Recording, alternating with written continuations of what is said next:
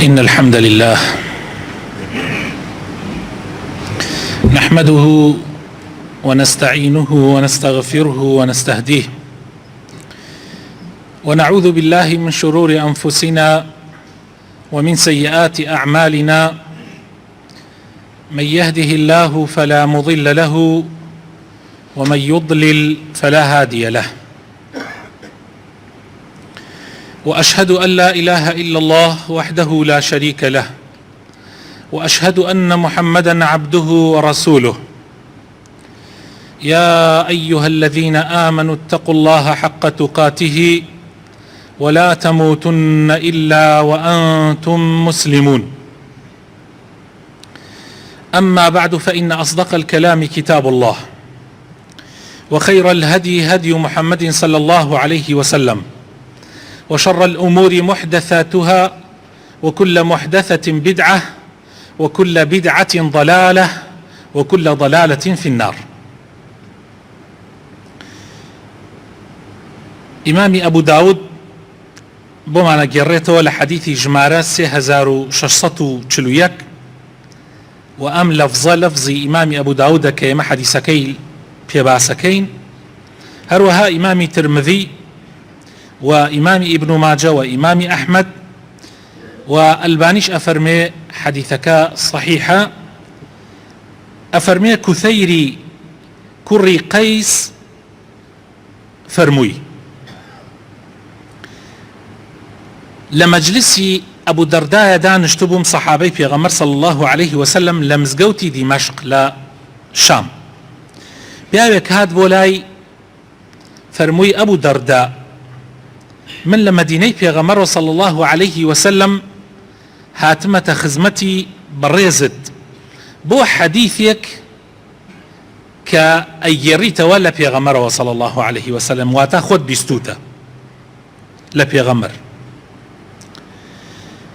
أبو درداء فرموي بو تجارة هاتوي بو شام؟ فرموي نخير. فرموي أي بوشتكي تر نهاتو، يعني مصلحتك برجوانديكي تر. فرموي نخير، تنها بو بيستني أو فرمايشتا هاتم لتو كتوش لبيغمرت بيستوه صلى الله عليه وسلم. فرموي دي جو بقرا من جوم لبيغمر بو صلى الله عليه وسلم. فرموي من سلك طريقا يطلب فيه علما سلك الله به طريقا إلى الجنة. هركسيك رقايك بقري تبر بما بستي أوي علم زانياريكي دسكوي خواهي تعالى أو رقاي بو آسان أكا تا أيبات بهشتوا. وإن الملائكة لتضع أجنحتها رضا لطالب العلم. ملائكي پروردگار لبالا فرئ كون كاتيك عالمك أبينن درسي علم شرحكا لبالا فرئ كون واحتراما بو أو علم همو چاوران أكن وجو أقرب. وإن العالم ليستغفر له من في السماوات ومن في الأرض والحيتان في جوف الماء.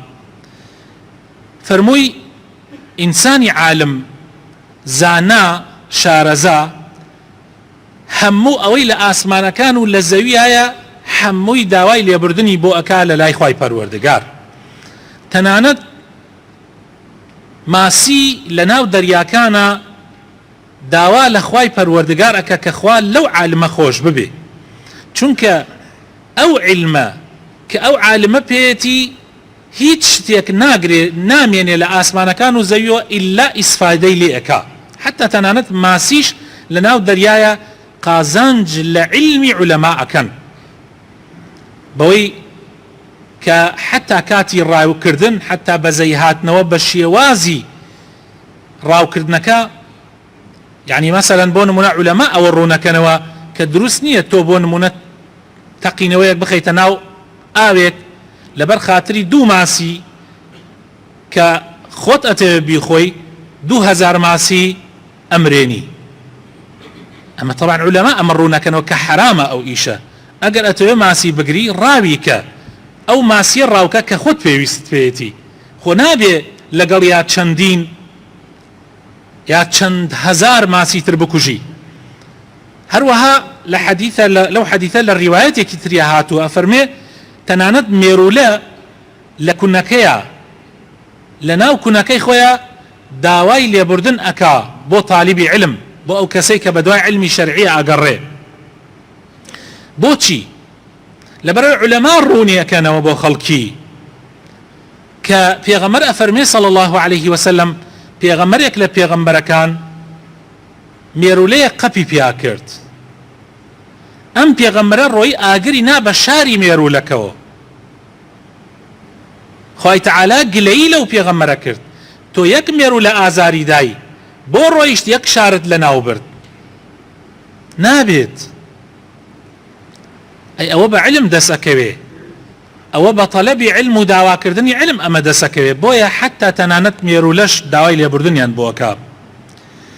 وفەزڵی عالم و زانا بەسەر خەڵکی ترا بە تایبەت ئەهلی عیبادەت، طبعا ئەوانەی کە عیبادەتەکەن وەلێ ئەبڕێن بۆ عیبادەت و ژیانی خۆیانیان تەرخان کردووە بۆ عیبادەت، فەزڵیان زۆر زۆر گەورەیە لە لای خوای تەعالا. بەڵام فەزڵی ئەو عالمەی کە دین بڵاوەکاتەوە لە ئەوان گەورەترە، وەکو فەزڵی مانگ بەسەر ئەستێرەکانی ترە.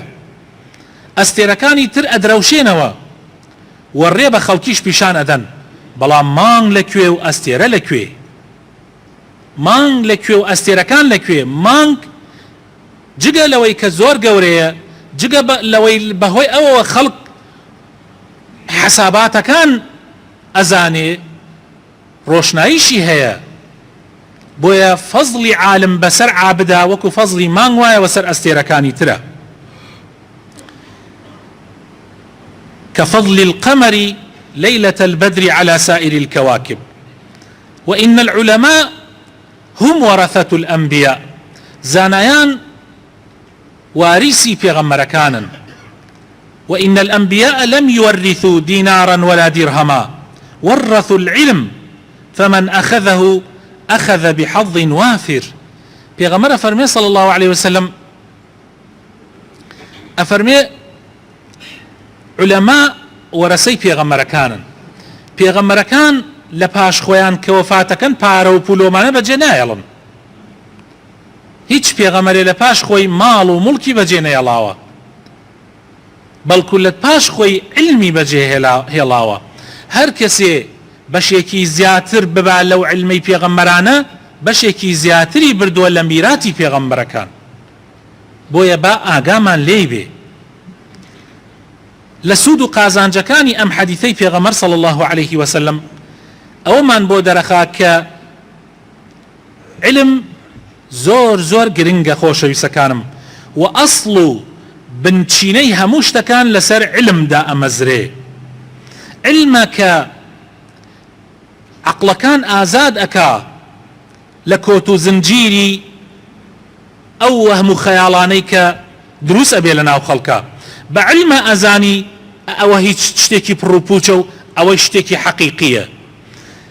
جوڵەی بەرهەمهێنان و پێشکەوتن علم ئەی بابەڕێوە لە هەموو وڵاتێکە، لە هەموو ملەتێکە. علمەکە وا ئەکا خەڵکی زاڵ ببن بەسەر گەندەڵی و بەسەر خۆزگاکانی شەیتانە.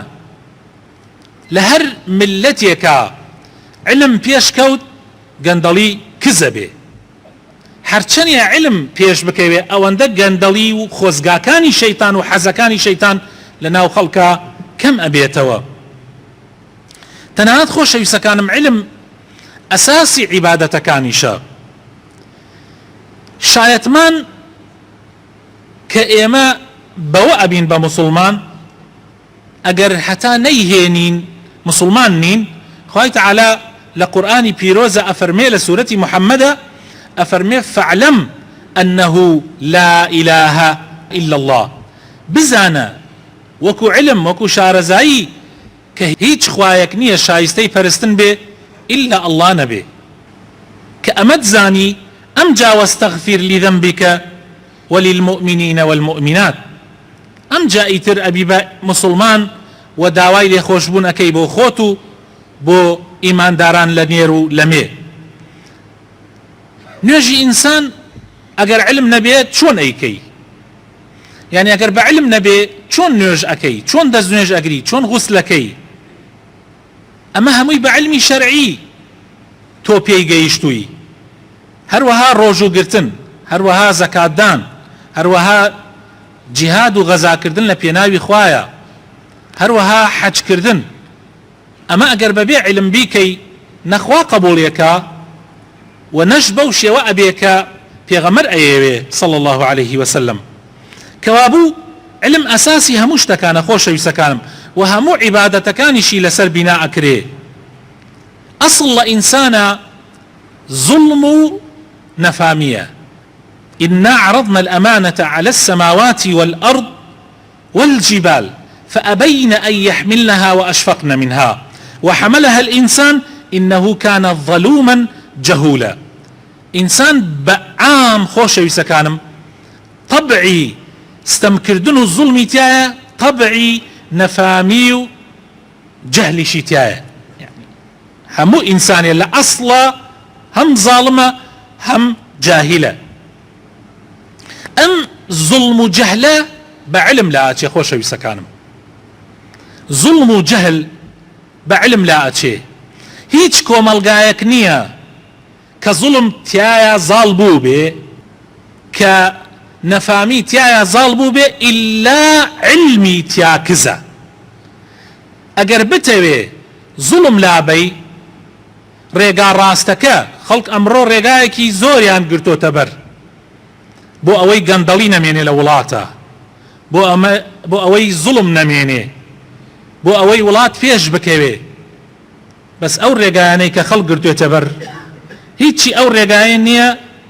كشرع داوايكا زوريني أو ريقاياني كجيراو دتبر خلق فينا خوش بيان بلي خلقيك أو ريقاياني قرتو تبركاتي علي كاكا بمشي ونابي أجر أتبيت كوملقا آزاد بكي كوملقا لظلم مستم رزقار بكي قندلي لناو بري نفامي نميني أبي علم بلاو ببيتوا هولدين با علماء من زور به هولدين با خلقان يكبن تشجيعان بكين لسر اوي كوار ريقاي علم زانياري بقد نبر كعلم زانياري زيادي كرد قندلكاران جيان نابيتوا استمكاران يا أبي بقورين يا أبي الراب كانوا هلبين أول ريقاية أقيناهيش ريقاية كترنية أم ريقاية نيتر هيتشي أولنية كخوا أيوه كبيغمر أيوه بويا إسلام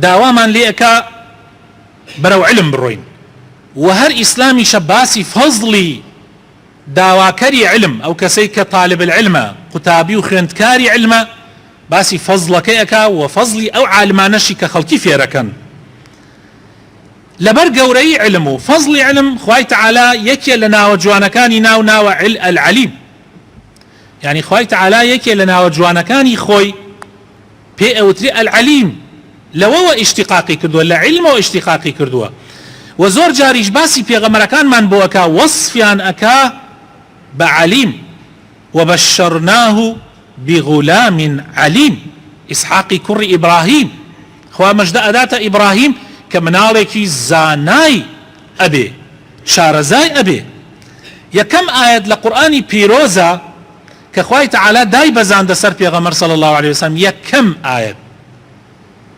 كبحياتي لهيج برنامجك لهيج دينيكي بيشوشا حتى بيش دسكاري كردنيشي هيج دينيك هيج برنامجك لسر كري زوية نهاتوا يكم وشي بإقرأ دس بيبكا يكم وشا بلا بخونا زانياري بياكا يكم وشا اقرأ باسم ربك الذي خلق خلق الإنسان من علق اقرأ وربك الأكرم الذي علم بالقلم علم الإنسان ما لم يعلم كاتي من أم آيات أخوانمه والله شرمزار أبم زور جار أم قسم كردوا يعني سر أخم أخوار يا ربي خوايت تو أم سورتا مباركات كرد يكم سورة وأموش مباركانات كرد بيكموشا بو أمتي كأبي يستحى موسر زبيل علمي أو بهرمند بوايه بەس بەداخەوە ئەگینا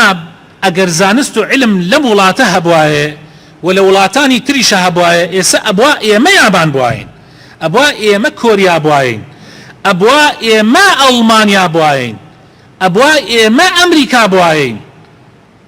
ئەمە هی ئێمەیە شایستەی دینێکی پاکە وەکو ئیسلام، چونکە ئەو علمە کە ئەوان طبعا بەشێک لە علمیان بردووە، ئەوان علم دوو بەشە، بەشی دنیایی و بەشی دینی. بەشی دنیایی پێشکەوتن لەلایەنی مادەوە پەیدا ئەکات، یعنی ئەوەی کە ئێستا لە ئەوروپا هەیە لە بواری تەکنەلۆجیا و پێشکەوتن لەو بوارە حەزاریەی کە هەیەە، بەڵام ئەوانی گەورەترین بەشیان نوقسانەکە بەشی لایەنی ڕوحەکەیە، لایەنی ئەخلاقیەکەیە، لایەنی تەربەویەکەیە. ئەوان لەو لایەنەوە سقوتیان کردووە. بەڵام ئێمە هەندێک لەو لایەنەمان ماوە، هەندێک ئەویش هەندێک تەحەدا ئەکەم ئەڵێم هەندێک و دووپاتیش یەکەمەوە و سێپاتیش یەکەمەوە ئەڵێم کەمێک و هەندێکمان هەماوە لەمەکەش. بەڵام لەم علمەکەی تر هەر هیچمان نییە، هەر هیچمان نییە. ئێمە ناتوانین دەرزیەک دروست بکەین، ئێمە هیچ شتێکی خۆمان ئەمەی ئێستا لە بەردەمی منایە، من وتاری پێدەم هەر لە مایکەکانمەوە، هەر لە مۆبایلەکەەوە کە خوتبەکەم تیان نووسیوە، هەر لەو پەنکانەوە، هەر لەو سبلتەوە، هەر لە ئەوەی لەناو ئەم مزگەوتەیە، هیچی هی ئێمە نییە. هەمووی هی ئەو وڵاتانەتانێ کە مسلمان نین. وڵاتانی ئیسلام هیچ بەرهەمێکیان نییە لە بواری مادیە. سەبەبەکەش بۆچی ئەگەڕێتەوە؟ بۆ ئەوە ئەگەڕێتەوە کەوا ئێمە پشتمان لە دینی خوا کردووە. دینی خوا هەر ئەوە نییە بێی بۆ مزگەوت، خۆ خەڵکێکی زۆر دێ بۆ مزگەوت، بەس بڕۆ لە فەیسبووکەکانتانە ئەزانن کێ دینی خوای هەیە و کێ دینی نییە. کاتێ پۆستێک ئەکرێ ئەو کاتە ئەبینی لە 95 گەنجی ئێمە مسلمان نییە، بەس بەدەم مسلمانە، مسلمان نییە مەبەستمەوە نییە شایەتمانی نییە نوێژ ناکە، بەڵکو ئەخلاقی ئیسلامی تیان نییە، هەشۆراوەتەوە ئەسڵەن بەدەمە پیسەکانیان، بەدەسە پیسەکانیان. بڕۆ تەماشای تیکتوک بکە، بڕۆ تەماشای بەرنامەکانی تری ئەنتەرنێت بکە، دەکەوێت کە ئێمە چەندێ مسلمانین. هەر ئەخلاقی غەربیشمان نییە، هەر ئەو ئەوانش ئەخلاقمان نەماوە. بۆیە ئێمە ئەوامان بەسەر هاتووە کە ئێمڕۆ بەسەرمانە هاتووە. یەکەم ئاەت لە قورئانە ئیقرا بێ و ئومەتێکی نەخوێنەوار، یەکەم سوورەت لە قورئانە تەئکید لەسەر علم بکاو ئومەتێکی نەزان و جاهیل، ئومەتێک ستەم زاڵە لە هەموو بوارێکە.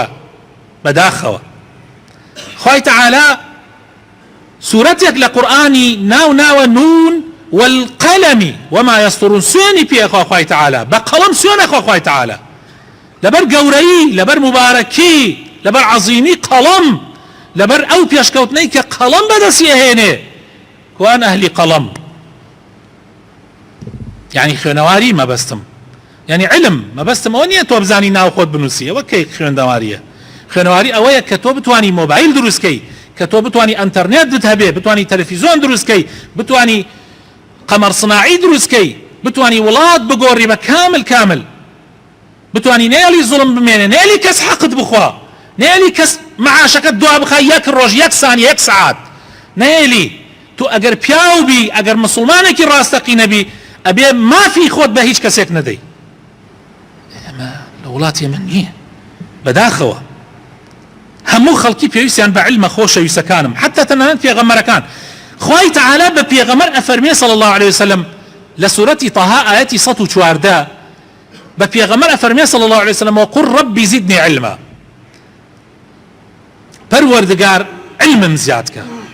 یعنی خوا بە پێغەمبەر ئەفەرمێ، یعنی پێغەمبەران و ئەفزەڵەکەیان محەممەد مستەفا خوا پێ ئەفەرمێت داوا بکە لە خوا علمت زیادکە.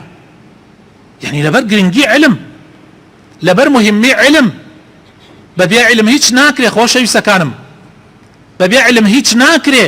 وەکو علمی شوتمان دوو باڵە، باڵێکی دنیایی و کە بریتیە لەم علمانەی کە هەیە کە ئێمە بەس تەنها کتابەکانیان ئەناسین، فیزیا و کیمیا و هەندەسە و تەکنەلۆجیا و هەموو ئەو علمانەی کە هەموو دنیای وا پێشخست. ئێستا کابرایەک لەو پەڕی دنیا لەو ئەو پەڕی دنیا شتێک ئەکات لای تۆ لە ناو مۆبایلەکەتە هەیە ئەتوانێ هەزارەها کیلۆمتر لەگەڵ تۆ قسە بکە سانیەیەک چرکەیەک فەرقی نییە. ئەمە علمە، ئەمە علمی دنیاییە، ئەمە پێشکەوتنە، ئەمە علمە کە تۆ تەیارە دروست بکەی باخیرەی گەورە دروست بکەی، ئەمە علمە کە تۆ سیارەی ئاخر مۆدێلات، ئەمانە علمن، ئەمە علمە دنیایەکانن کە ئێمە هیچیمان نییە بەڕاستی. بەڵام لەو لاشەوە علمە دینیەکەش کە زۆر زۆر گرنگە وەکو باسمان کرد ئەگەر ئیسا ئەوروپا یان غەرب یان وڵاتە پێشکەوتەکان توانیانە ئەمە بەکاربێنن، بەڵام ئێستا ملەتانی تری پێچەوسێننەوە. ئێستا سەر زەوی هەمووی بەدەستی ئەمریکاوە گیری کردووە. ئەمریکا دێ وەک شەترەنج ئەو خەڵکە ئەدا بەگشت یەکا بۆ ئەوەی ئەسلیحەکەی بخاتە قیمەتەوە. ئەو دێنێ و ئەدا لە ئەم دێنێ و ئەدا لە ئەو، یاری بە ئێرانەکە، یاری بە سووریا ئەکا، یاری بە یەمەن ئەکا، یاری بە سعودیا ئەکا، یاری بە لیبیا ئەکا، یاری بە ئەم دنیاە گشتی ئەکا و ئەمە علمە پێشکەوتۆکەی ئەمریکایە کە بۆتە نەکبەتی بۆ مرۆڤایەتی کە قومبەلە زەڕی دروست کرد هەموو مرۆڤایەتی لەناو بەرێ. ئەمە علمە چونکە ئەوە بەشی ئەم لایەتی بەشی ئەم لای نییە، یعنی ئەو دووباڵە نییە کە ئینسانی پێڕاتە ئاسمان و بەرز ئەبێتەوە کە بەو دووباڵە بە علم و بە دین، علمی دنیایی و علمی دینی ئینسان ئەتوانێت بفڕێت لاسەنگ نەبێ وەکو تەیرێکی جوان بفڕێت. ئەوە مهمەی پێغەمبەرەکانە و ئاخریشان محەممەد صلی الله عليه وسلم. مهمەی من و تۆیە کە على ئەساس شوێن پێغەمبەر کەوتوین، على ئەساس. ئەگەر تا ئێسش شوێنی نەکەوتوین ئەبێ شوێنی بکەوین و ئەمە ڕێگا ڕاستەکەیە. ڕێگا ڕاستەکە ئەوەیە کە پەیامی ئەو پێغەمبەرە لەدەست نەدەین و بتوانین جێبەجێ بکەین لە ژیانی خۆمانە. داواکارم خوای تەعالا بخاتن ناوە جوانەکانی خۆی ڕەحمان پێ بکە، هیدایەتمان بدەن، نوری ئیمان بخاتە دڵەکانمانەوە. یا ڕەبی دامەزراومان کەی لەسەر دیندارەتی، لەسەر ئیسلامەتی. یا ڕەبی خوایە عەفومان بکەی یا ڕەب العالەمین. یا ڕەبی خوایە شیفای نەخۆشەکانمان بدەی، ڕەحم بە مردوەکانمان بکەی، کوردستانمان لە بەڵاو موسیبەت بە دوور بگری یا ڕەب العالەمین. یا ڕەبی خوایە بۆ خاتر ناوە جوانەکانی خۆت، بۆ خاتر ئیسمی عەظەمی خۆت تاعەت و عیبادەتمان لێ قبوڵ بکەی. ئامین ئامین.